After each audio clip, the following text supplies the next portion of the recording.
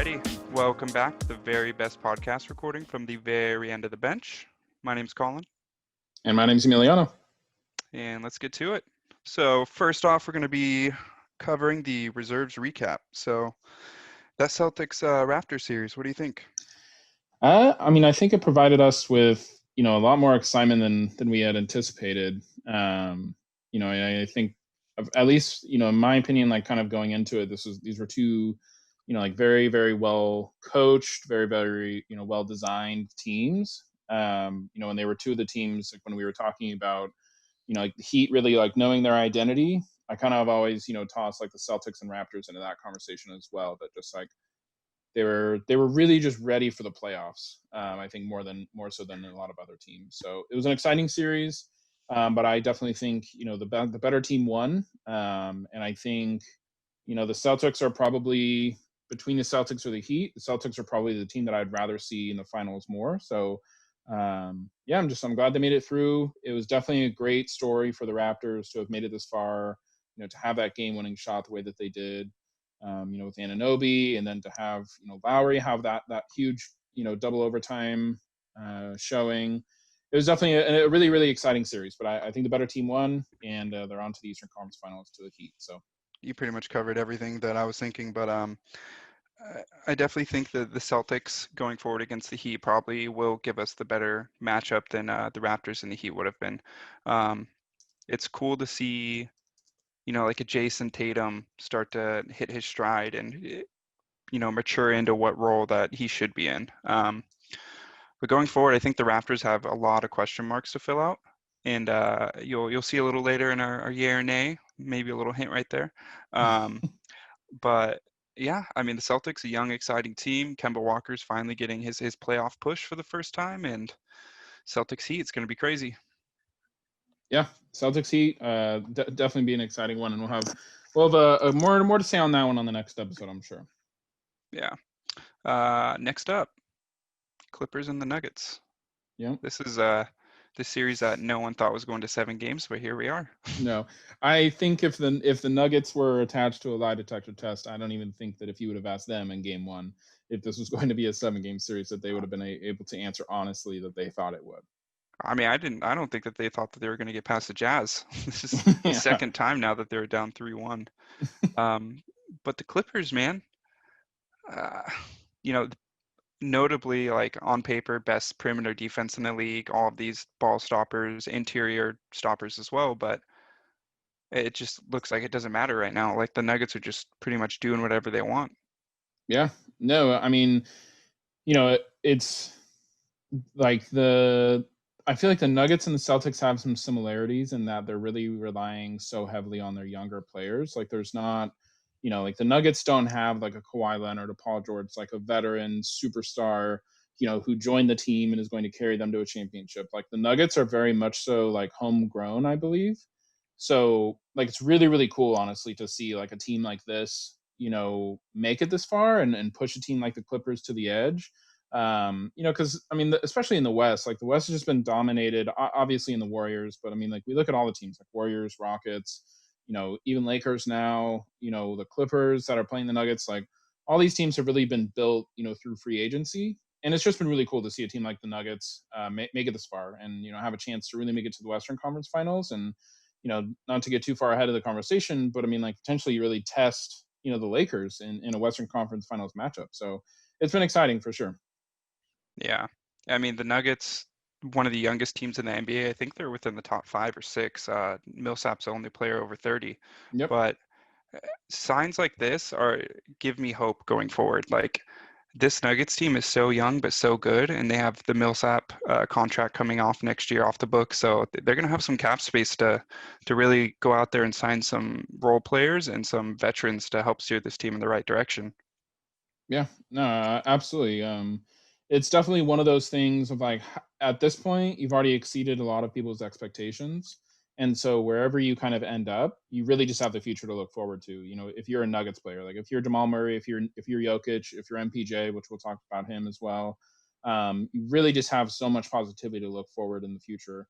And I mean, if you're Mike Malone, like I really feel like you have to feel like you're one of the most secure coaches in the league. Like every time we say that, the league proves to us, that It's there's no. funny. It's funny that you said that because 2 weeks ago, I think it was 2 weeks ago, all of Nuggets Twitter had like hashtag Fire Mike Malone trending when they were down 3-1 against the Jazz. Yeah, yeah, no, but It's just funny to see like how quickly things turn fandom wise. oh Like yeah, they're down 3-1 and now all of a sudden, he's seen as like this like all-seeing like God coach. Like yeah, yeah. it's just weird. Yeah, no, and I mean, for a team like this, in comparing it to the Celtics once again, it's like, a lot of the gold star goes to the organization, right, for like building this team. I mean, like, for finding a Jokic, in like the middle, what was it, like the middle of the first round, like Jamal Murray, like really just like having faith that he was going to turn into like the player that he is now, and then having the ability to already have a pretty strong team, so you can take a chance on someone like Michael Porter Jr., who, like, you know if he stays healthy, could be another superstar. But if he's not healthy, then maybe he's just a trade piece, and like you didn't waste that much draft capital on him. So everything that the Nuggets have done have just kind of like just started working out for him. I mean, Jokic, in the playoffs is averaging 26 points per game, 10 rebounds, 6 assists on 46% shooting from the three and 52 from the field. And looking at those numbers, those are like pretty close to what we were talking about as far as LeBron's numbers from last week. Like thinking about it now, and it's like you always say, he just quietly is a producer, and now all of that production is finally turning into wins. So it's cool to see for them. Yeah, and I think I called it a couple episodes. I said Jokic had to step up this series. Like he is the only player that the Clippers like really can't guard. Like there's no good matchup for them. Harrell's a little undersized and Zubac is a little young and inexperienced on the defensive side. But yeah, those numbers are, like MVP-esque. Like you Yeah, covered a 26, 10, and 6 like in the playoffs on 46% from three, like for a big, like that is nuts. Like 46 from three is like a premier three-point shooter. yeah, And like to see someone like him like average that is nuts. And it's so funny, like if you look at him, like if he was just a guy passing by on the street, you would like seeing these numbers attached to like what he looks like is just so weird. Like he's just so clumsy and awkward, and then he could just go out there and ball it out. It's crazy. Um, but Michael Porter Jr., the draft and stash, they stashed him for a year, and this is, I guess, technically his rookie year, but meaningful minutes in the playoffs, made a couple huge defensive plays. Like, if this is his rookie self, like, I can't wait to see what the next couple years hold for him. yeah. I mean, he's someone who, like, at the end of the day, like, the Nuggets are not paying any money for him. Like, I don't even think he was a lottery pick, right? Or was He he was just 12. 12? Okay, yeah. Yeah. So he's making decent rookie money, but still not a huge contract. And there's only upside for Michael Porter Jr. Like, he's just one of those players where, like, the only area the Nuggets have is upside, because you don't have to pay him, if he doesn't turn out. But for the next year or two, it's like, you should just give him as many minutes as you want during the regular season, and hopefully he shows up. Yeah. I mean, I think he's showing that, like, potentially he becomes a little more groomed and, eliminates the turnovers and bad shot selection, but he's showing that he could potentially be like a third option on that team. Yeah, Especially no, with Paul Millsap coming off the books and maybe MPJ stepping into that starting four spot. Like I could see it. I could see it happening. yeah, and I mean, I think I mentioned, Gary Harris kind of being that guy that the Nuggets organization and Mike Malone probably, was wishing that would be the third option. But as Gary Harris kind of continues to prove that he might just kind of be like, you know, he might just be like that fourth option, or just that, that decent shooting guard that you're able to pay Hmm. like 14 or 15 million dollars a year, but never really turns out to be like your premier third option. And MPJ might Yeah. just simply, out of opportunity, might just be slipping into that perfect third option. So I mean, next year we very well could see, Murray, Gary Harris, Michael Porter Jr., and fill in that fourth spot with whoever you think, and then a Jokic. Like, the Nuggets are only going to get better next year. So Yeah. What I want to see from the Nuggets is kind of a situation that the Jazz elected to do is switch Jamal Murray to the two and mm, bring in a ball handler to man the one. So the Jazz brought in Mike Conley, like, like a fundamentally sound point guard, and just let Donovan Mitchell create a shot and get his shots up. Like I feel like Jamal Murray, like, is that type of player. Like, I mean, we saw him and Mitchell trading off 50-point games, but like, if the Nuggets could do something like that, bring in like a Mike Conley Jr. type person or a Ricky Rubio, similar to what the Suns did, I feel like that could be something that potentially helps them in the future. Yeah, no, definitely. I could definitely see that being the case. I mean, just trying to think of, like the free agents that are out there. I'm not thinking, that there's too many, but No, but there's I trades they can make with that Gary Harris contract. yeah, and I mean, this is definitely, like I feel like I've said it before, like I'll say it again. Like this is going to be an absolutely outrageous offseason. Like I really do believe that there's going to be a lot of overreactions to these, playoff scenarios. And I mean, like, we'll get to him in just a second, but like D'Antoni getting fired as quickly as he did, Brett Brown getting fired as quickly as he did, Billy Donovan getting fired as quickly as he did. Like I feel like a lot of these organizations that have been like right on the cusp of, feeling like they could win a championship are starting to get a little desperate, and we'll see that translating into acts of desperation in terms of trades. And it's an organization like the Nuggets that can properly take advantage of those situations and come out on the winning side of a lopsided trade. So we'll Yeah, see. they don't have to rush into any moves. Like I Exactly. said, they're one of the youngest teams. Millsaps only play over 30. Like, they have the whole future in front of them. Yep. Um, but I mean, enough about the Nuggets. We'll jump into the Clippers a tiny bit before moving on. Paul George showed up, but doesn't matter. Doesn't matter that he showed up because they're still losing. Yeah. No, and this is a perfect example of just simply, it's the same argument as if he got hurt. Is it really worth betting so much on one player? I mean, even Kawhi, like looking at the Raptors now, you can obviously see that Kawhi did not carry the Raptors to the championship. He put them over the edge. And it's like even last year, like the Clippers were not set up to be championship ready with one extra piece. Like I think that like we continue to see teams hope that like a Kawhi style player or a Paul George style player will be what puts you over the edge. But you kind of like already need a team and then a Kawhi to take you to a championship. And yeah, I don't know. I it sucks because it's like 2 years ago, Paul George was, third in MVP voting. And now he's just kind of seen as this like, will he, won't he show up? And when he does show up, is he making a, positive influence on us winning? And I think the answer is kind of starting to turn into no. Yeah. I mean, I think the Clippers are like suffering from this like weird, like fake, like, we've been here before, like we'll win this. Like they have this like fake like confidence and like moxie about them that I feel like is like almost making them lose. Like Yeah, all these no, like Marcus Morris players, Reggie Jackson, Lou Williams, all these players that are so cocky, but it's like, dude, you're tied 3-3 with the Nuggets right now. Like you that on paper should have swept them. yeah, no, that's been their issue all season. Is it's like, there's been the notion of like, oh, we'll turn it off come playoff time, or we'll turn it on come playoff time. Like, we're built to beat the Lakers. Like we're gonna make it to the Western Conference Finals, and then we're built to beat the Lakers. We'll be fine. And it's like, listen, like you didn't get the number one seed. You honestly, in a different universe, the bubble could have resulted you in getting maybe the fifth seed if things went poorly and not in your favor.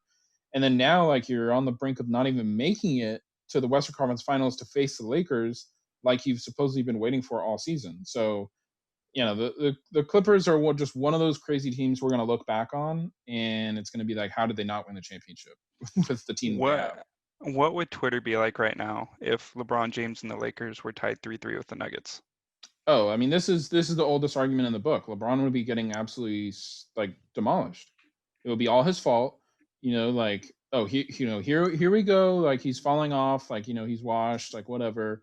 Like no, and Kawhi just every excuse in the book gets directed at Kawhi. Like it's not his fault. Like oh he's putting up the stats, and it's like okay, LeBron averaged a triple double in the finals and lost against like an all-time great Warriors team, and it was still somehow LeBron's fault. So Yeah, yeah, I'm no, I'm in I'm in no way like biased. I'm a huge LeBron James fan, but if LeBron put up 30, 10, and 5 like Kawhi-esque or Paul George numbers and the Lakers lose, like he does not hear the end of it. And that'll never make sense to me, man. It's like being the king comes with like such burden and like responsibility on your shoulders. Like it's nuts.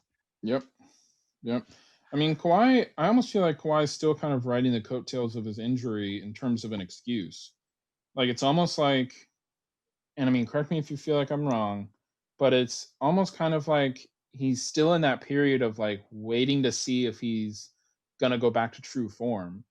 And so then like on nights when he has a bad night or nights when like his production doesn't lead to a win, it's almost like that excuse is like still sitting in people's heads, and maybe like that's why he doesn't get like hated on as much. And I just don't understand that because like we saw him go back to like MVP form last year.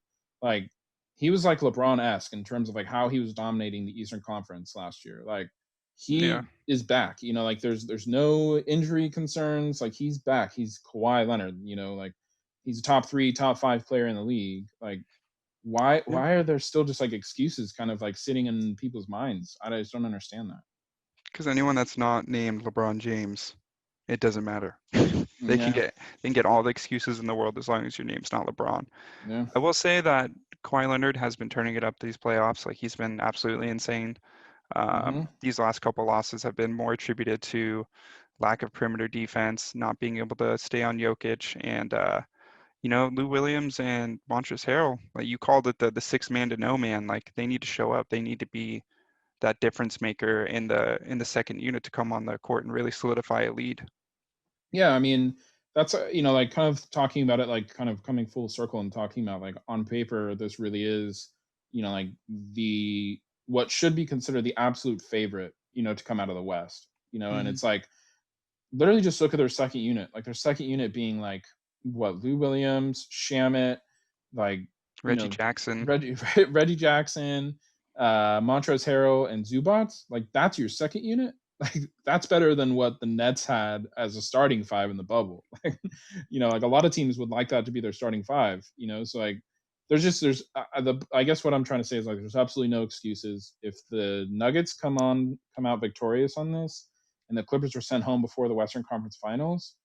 Like I don't know what's gonna happen, but we're gonna see some shit go down. I feel like something's got to change if that ends up happening. Yeah, I mean, time will tell. It's on tonight, so I mean, next episode we're gonna have some hot stuff to cover. Hopefully, when the Yeah. Nuggets win. So I mean the game is tomorrow. So you know by the time the podcast airs tomorrow morning, we're recording this September 14th, Monday. The podcast airs Tuesday. By the time this comes out, everybody will be speculating as far as who's going to win. But on Friday's episode, I absolutely believe that our number one topic will be how the Clippers did not make it to the Western Conference Finals. And I guess that leads me into Ooh, the last question on Clippers spicy. Nuggets. Not to necessarily take away from a hot take. I don't think that it is a hot take at this point, but my prediction is that the Nuggets come out on top and make it to the Western Conference Finals. What is your prediction? At this point, I don't think it would shock anyone because the Clippers have proved their instability as like a unit overall. Um, I think if MPJ comes out and gives them around 15, Murray and Jokic can be solid. That I could see the Nuggets winning. It'll be a close game, but I could see them winning. Yeah, no, and that's the thing is like at the beginning of the series, every single ESPN guy, every single NBA guy was like, no way, no way the Nuggets pull this out, no way.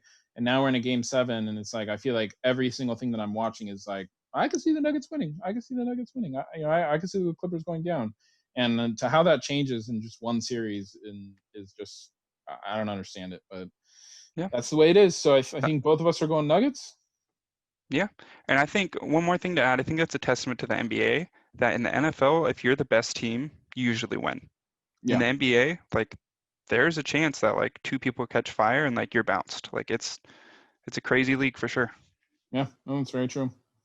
But moving on to our last reserves recap here, and almost what the roles are kind of reversed between the Clippers, Nuggets, and the Lakers, Rockets. If we would have been betting on what series we thought would have gone 7 games, we would have bet Lakers, Rockets, and if we would have bet which series would have been a gentleman's sweep, we would have thought Clippers and Nuggets. But here we are. Lakers get the gentleman's sweep on the Rockets, so Lakers in 5. First question I got for you: was it ever as close as it seemed, or because even looking back, like some of the games, like the Lakers are kind of running away with this, and even that last game, like the Rockets never stood a chance in the last game, Game 5. If you guys watched, you guys saw the Rockets never stood a chance. So was this series ever as close as it seemed? Going into it, this had the making to be a super exciting series.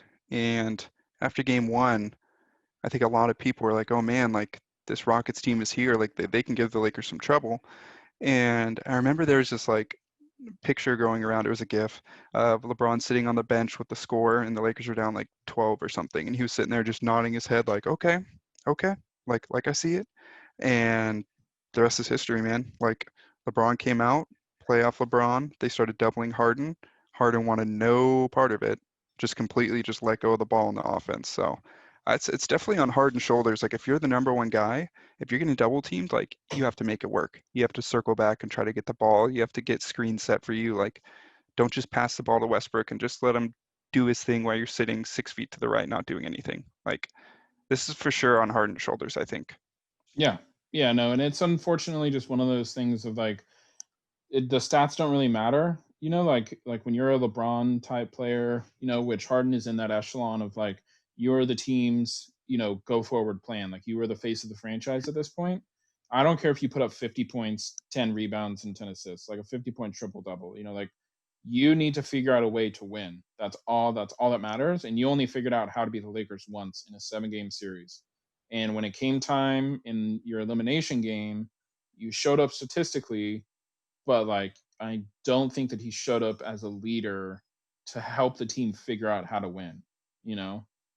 Yeah, and that's kind of what I'm saying. Like as soon as they started doubling him in game two, he just like took himself out of the offense. Like, yeah, he would still Mhm. get his like crazy step back threes and stuff, but like so much of the Rockets offense is like him cutting to the rim and dishing it out once the lane collapses on him. And like I think we saw a lot less of that.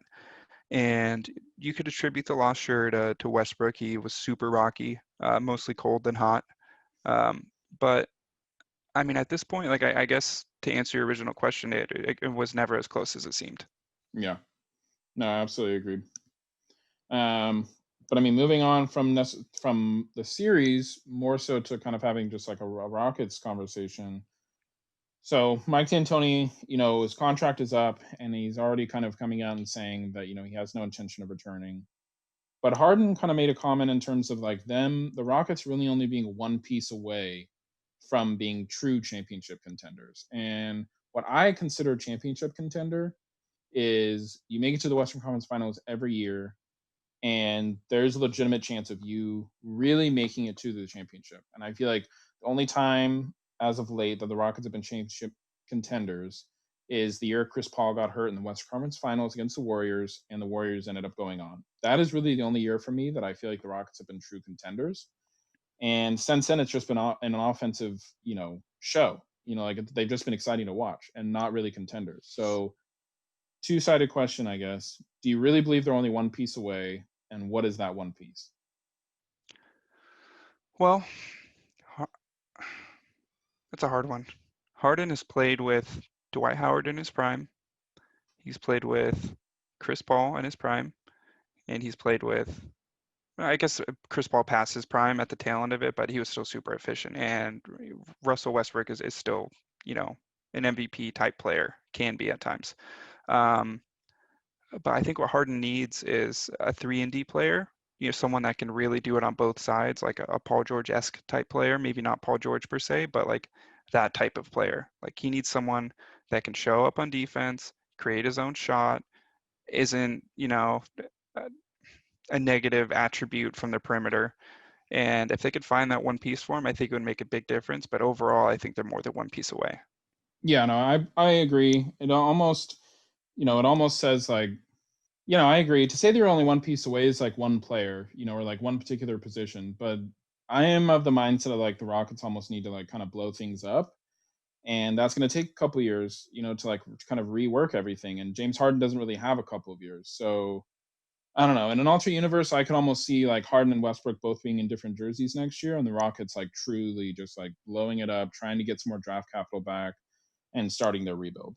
Yeah, yeah. I mean, that could be. I think I said it a couple episodes ago. Once again, like, could you see James Harden moving? And like, I think in the NBA, anything's possible. Like, he could potentially be someone, like when the deadline comes, that you see a player like Harden get traded. Like, it wouldn't shock me. Yeah, no, definitely. And I mean, like, a team like the Bucks, like could try to trade for Harden in order to like keep a Giannis around and say like, hey, if we're able to get Harden, would you stick around? Or like even a Westbrook, like if we could get a Westbrook, would you stick around?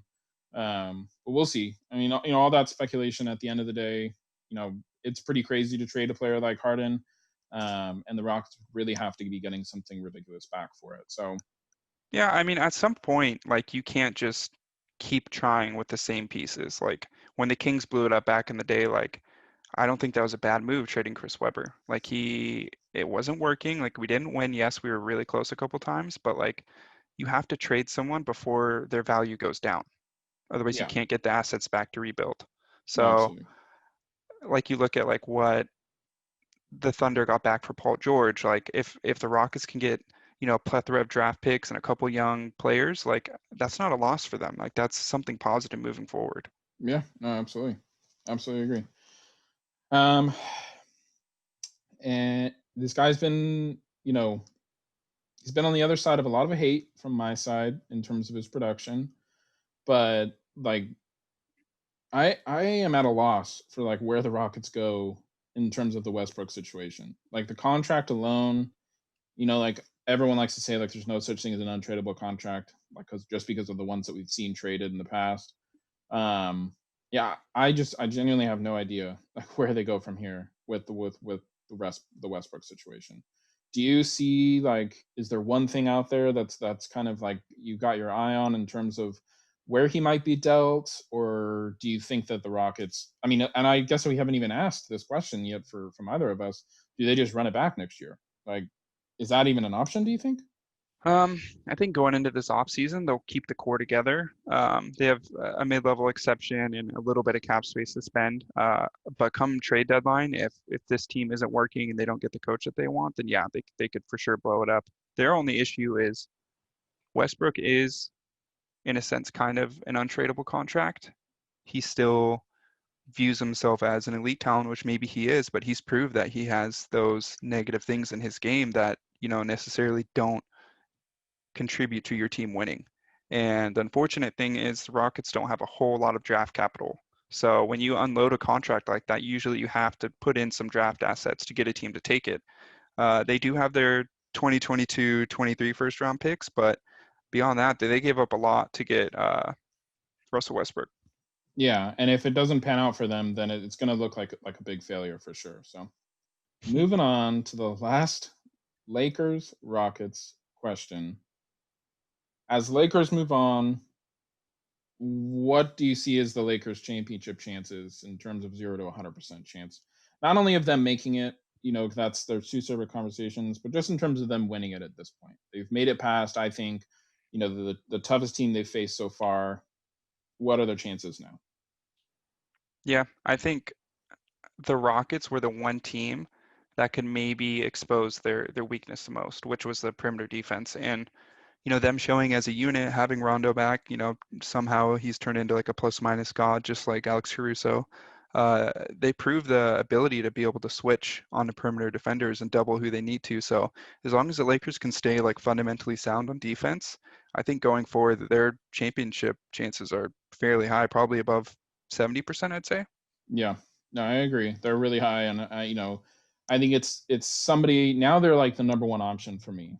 Like Yeah. seeing what happened with like the Nuggets and Clippers. It's like the Clippers kind of slipped down a little bit, but it's like it's going to take somebody really challenging them from the East. I think to make any doubts arise for Yeah, sure. Lakers and Celtics would be a tough matchup for them for sure. Yeah, no, definitely. Just A simply lot of because of youth, a youth. lot of speed, a lot of Yep, scoring. yep, absolutely. But that's it for the reserves recap this episode. Now we're moving on to a special new, somewhat new segment. You guys have heard it the last couple Tuesdays, but our yay or nay. So in this segment, Colin and I have both come up with a yay or nay situation, and then neither of us know what the other person's yay or nay is, and we talk about it. So I'll go first. My yay or nay, Give it to me. Colin. Yay or nay? You've been hired as the Kings GM. Do you trade away De'Aaron Fox, Marvin Bagley, Harrison Barnes, and as many future firsts as you can for James Harden? Hell no. No, dude. That's like a beyond a Vlade move. Uh, yeah, I think maybe like Buddy Hield, Bagley, Barnes, and like a first or something. But like, I feel like putting De'Aaron Fox in there like should get you like a Giannis caliber player, like someone that's like one notch above Harden, someone that's like maybe not a proven winner, but is still young and like has a future ahead of them to grow. Because Harden's 32. A lot of people forget that he's a little older. Um, but yeah, to answer that, hell no. Okay, well that was easy. I was not anticipating that. I guess throwing De'Aaron Fox in there was really the difference maker. I did not did not anticipate that response to me for sure. All right, my turn. All right. So, Emiliano, yay or nay, Kawhi Leonard regrets signing with the Clippers instead of the Lakers. Ooh, I'm gonna say nay, but only because I think that he regrets not going back to the Raptors. I think that he has to look at the Raptors and see that he easily could have ran it back for another championship. He easily could have done the one more year situation. I think that he would have found himself in a similar situation with the Lakers, um, as he's in now, in terms of not, he's the number one guy on the Clippers, but the fate of the Clippers is not in his hands. And I think like the ultimate fate of the Raptors was in his hands, although he had a fantastic supporting cast, and that's what led them to the championship. But he would have been kind of playing second fiddle to LeBron. So no, I definitely don't think that he regrets not signing with the Lakers. I think that he regrets signing with the Clippers and not staying with the Raptors. I think LeBron is kind of at that point in his career though that he's ready to hand the keys over. Like he's a guy where maybe that third star came, whether it was Kawhi Leonard or whoever it might have been, he would have been fine with only averaging like 28 and 8. Like he would have been fine with taking a scoring dip. But come NBA Finals, maybe he takes it up a notch and wins an MVP or something. Like I think he was fine with that. And that was one of the reasons why he was a big advocate for getting Anthony Davis because he's ready to hand the keys over, but he still wants to be like part of a winning team. Yeah, Uh, I think at this point, Kawhi probably if the Clippers lose this series right here, then Kawhi Leonard regrets it. I think because even Danny definitely. Green signed with the Lakers because he thought that Kawhi was going there. Like he could have Yeah. had Danny Green back. They could have LeBron James, Kawhi Leonard, and Anthony Davis. I don't think anyone tops that. And I mean, listen, like, we've been spoiled, not we. I think that our idea of a player's championship window has been blown out of proportion because of what we've seen the last 9 years with LeBron and the Warriors. If you really look back on history, like there's really only been one player outside of like Bill Russell, completely different era, separate conversation. But outside of like, Michael Jordan and the Bulls, a player's championship window is really like 3 to 5 years. Like you have 3 to 5 years in your prime to where like if you have the right organization built around you, you can have a chance of winning two, at most three championships for like a standard all-time superstar. That's my opinion. Kawhi knows that he is on his way out of that 3 to 5 year championship window. Like he is kind of, lucky in that like he was on the Spurs team when he was because like Tim Duncan was obviously like probably 2 years removed from like his championship window. But like the Spurs organization was still within a championship window. Kawhi took advantage of that and won, deservedly so. But in terms of him being the number one pick on his team, he's in that 3 to 5 year window. And he knows that if they don't make it this year, then that's just one more year for a team like the Celtics, a team like the Nuggets to build themselves up to be, the next great thing. So, and I mean, like, he's also probably thinking about the Warriors being back next year and Kevin Durant being back next year. Like, I do agree, like, this is really like a make it or break it year for him to win another championship. But it's also a make it or break it year for LeBron to win another championship. So, if in that battle of LeBron knowing his time is about to come in terms of retirement, nobody's stopping LeBron and the Lakers train in terms of making it to the finals this year. I think. Yeah, in terms of risk and reward, I think the Lakers losing this year would be harder on their star player than the Clippers losing. Like if the Lakers lose, like there's a decent chance that Anthony Davis leaves. If the Clippers lose, they're probably just going to run it back again. like, and just Yeah. attribute it to lack of chemistry. They didn't have the whole year, a lot of late season additions, so on and so forth. Yeah. But I don't know. I mean, a good topic, you brought it up, maybe on a future podcast come this off season, is like, what's the NBA going to look like next year? Like, you brought up the Warriors being back. I mean, the Timberwolves with D'Lo and Karl Anthony Towns, and even the Nets. Like, no one knows what type of moves the Nets are going to make this offseason. Like, it's going to be a crazy offseason for sure. Yeah. No, definitely. Um, alrighty. Well, as we kind of wrap up the podcast here, you guys already know we're moving into our hot take. Ow, my hand, that's hot! This one's hot too! Okay, we're trapped, everyone for himself! Okay, so hot take time. We came up with this one kind of collectively, so not no surprise here to Colin, but LeBron, you know, I'm taking this directly from Skip Bayless. Okay, Skip Bayless said, okay, once again LeBron is getting lucky and he's going to win another championship simply because of his luck. So Stupid. Colin, not a two-parter here for us. Is LeBron cruising, quote unquote, to another finals? And cruising being that he's taking, that he has an easy road. And is he getting lucky this year with what is shaken out both in the East and the West? Um, well, this is another testament to what I said earlier. It does not matter what LeBron James does. It doesn't matter what conference he's in, what team he plays on, who he goes up against. There's no winning if you're LeBron James. Yep. He comes out to the West, had a pretty serious injury that sat him out for around 20 games, and then he just kind of wasn't the same the rest of that 2018, 2019 year. Hmm. Um, but no, man. I mean, they lose to the Blazers game one. All of Twitter is saying, "Oh, like the Lakers look done. LeBron can't do it. He's washed." And then they win that series. And then all of a sudden, oh, the Blazers were tired. Damian Lillard was hurt. Whatever. They go into this Rockets series. The Rockets have crazy perimeter shooting. They're small. AD's not going to be able to keep up with PJ Tucker at the five. They lose the first game. Everyone freaks out. They cruise on to win the series. Oh, all they had to do was double Harden. Westbrook was not efficient for them. That's why the Rockets lose. There's no winning if you're LeBron James. Uh, I think cruising goes along with him, though. He's such a good and effective player that it seems like he's cruising. Like, he just crushes whatever's in his path come playoff time. And then if you want to see that as cruising, then sure, I guess he's cruising. Yeah, I mean, I think it's one of those things. It's like, the players that make it look effortless, it looks like they're not trying hard, Yeah. right? Whereas, like, you know, I'll just take Kobe for example. Like Kobe not only was great, but he like looked like he was like truly giving every ounce of effort that he had in his being every single game.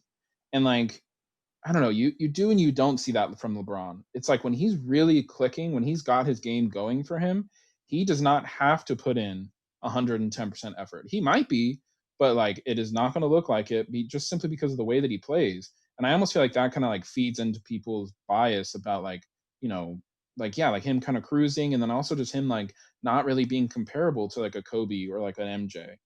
Because like they just look different. Like their style just looks different and they're like their way to win just looks different. But no, I mean, is he cruising in terms of like who they've had to face?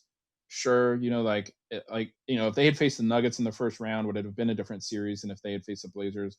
But guess what? Lakers got number one seed, and guess what? Getting number one seed means you face the weakest team in the playoffs first. That's just simply the way that it goes. So if the Clippers have the mindset of like, here go the Lakers, cruising past the eight seed, like guess what? Take the number one seed next year, and you can face the Blazers, or you can face the Grizzlies or the Kings, whoever ends up in the eighth seed next year. But it's like no, like in terms of his production, he's definitely not cruising. I mean, we talked about it last week. He was our hot damn stat of the week for last week. Like he's killing it.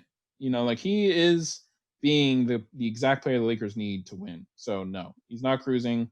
And I'm not even at this point. We've already gone over it so much. Like I'm not even going to entertain the lucky comment. Um, Anything that happens, I mean, look, like, you know, were the Warriors lucky that Kawhi got hurt? The last year with the Spurs, probably. But is that like their fault that like they caught a lucky break with like the other team's superstar getting hurt? Like, I don't think so. Yeah. Once again, it's because the Warriors aren't LeBron.